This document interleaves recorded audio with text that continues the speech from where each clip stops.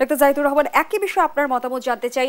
নির্বাচিত সরকারের সদিচ্ছা নাকি আইনি ভিত্তি, কোন প্রক্রিয়ার মধ্য দিয়ে আসলে জুলাই সনদ বাস্তবায়িত হবে? আমি খুব অদ্ভুতভাবে সবিরোধিতা। এখন আইনি ভিত্তি কিভাবে হতে পারে আমি জানি না। আমার কাছে একটা পথ মনে হতে পারে, এখানে একজন ব্যারিস্টার আছেন, মানে কতশো টাকার স্ট্যাম্প লাগে, কিনে সবাই লিখে সই করলে হবে কিনা আইনি ভিত্তি আমি জানি না, আমরা ইত্যাদি ইত্যাদি করবো বলে সাইন করলো। কেন বলছি, এই যে সংস্কার হচ্ছে এর মধ্যে দুটো বিষয় আছে মোটা দাগে। একটা হচ্ছে আইনের সংস্কার, আর একটা হচ্ছে কনস্টিটিউশনের সংস্কার। আইনের সংস্কার আপনি অধ্যাদেশ দিয়ে করতে পারেন, যেগুলো বিএনপি সবাই অ্যাগ্রি করছে, করলেন, পরে এটা পার্লামেন্টে আইনে পরিণত করতে হবে। অধ্যাদেশও আইনি, জাস্ট ওখানে পাস করে নিতে হয়। কনস্টিটিউশনের জন্য কোনো একটা অবস্থায় কি একটা আইন করা যায় যে এই কনস্টিটিউশনাল অ্যামেন্ডমেন্টগুলো পরবর্তী সরকারকে করতে হবে? আমি জানি না। মানে একটা কনস্টিটিউশন হলো মাদার ল, একটা আইন বলছে সবাই মিলে আমরা একত্র হচ্ছি, ওটা আমরা করব। আচ্ছা আচ্ছা, পাল্টা কথা বলি, আপনি বিএনপিকে বিশ্বাস করছেন না, করবে না, তো আপনি আইন করছেন, অধ্যাদেশ করছেন। বিএনপি আবার এটা করবে পরে গিয়ে, যেহেতু আমি অধ্যাদেশ করেছি, আমি এখন ভালো মানুষ হয়ে গেলাম, আমি এটা রাখবো। খুবই স্ববিরোধিতা না?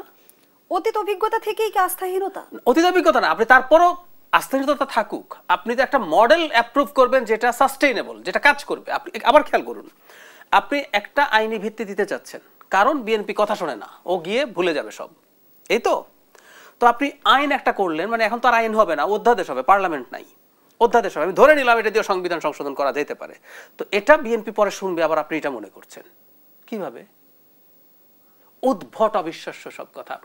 একটা অধ্যাদেশও যদি বিএনপি গিয়ে পার্লামেন্টে পাশ না করে, সে রাইট তার আছে, পার্লামেন্টে তার মেজরিটি যদি থাকে, যদি সে ক্ষমতায় যায়। এই জন্য বলছে উদ্ভট সব কথাবার্তা। আর এক দল বলছে তারা নাকি মামলা করতে যাবে। মানে আমার খুব ধারণা এগুলো দিয়ে তারা আসলে শোরগোল করছে, মানুষ আলোচনা করছে, যে আমরা টকশোতে কথা বলছি। এগুলো একটা কথা মনে রাখা জরুরি, আমি সিরিয়াসলি মনে করি বিএনপির অনেক সমালোচনা হতে পারে, কিন্তু এই সংস্কার কমিশনে যে যতটুকু বিএনপি করবে বলছে, অতটুকু কিন্তু সে করবে। কারণ সে যাবতীয় চাপের পরও যেটা করবে না, বদনাম হওয়ার পরও সে সেটা করেনি। আপার হাউস যদি লোয়ার হাউসের সিটের মতো করে, মানে নারী আসন যেরকম, এটার কোনো অর্থই নেই যদি আপনি প্রপোর্শনাল রিপ্রেজেন্টেশন না দেন। কিন্তু বিএনপি ওই জায়গা থেকে সরে আসে নাই। প্রধানমন্ত্রী এবং দলীয় প্রধান একই ব্যক্তি হবে না। অনেকে সমালোচনা করছে এটা বিএনপি কেন গ্রহণ করলো। বিএনপি তো গ্রহণ করে নাই, যেটা সে করবে না। সে নির্বাচন কমিশন শুধু সরকারের প্রভাব ছাড়া করতে দেবে বলছে, বাকি কমিশনগুলো সরকারের প্রভাব ছাড়া সে করতে দেবে না।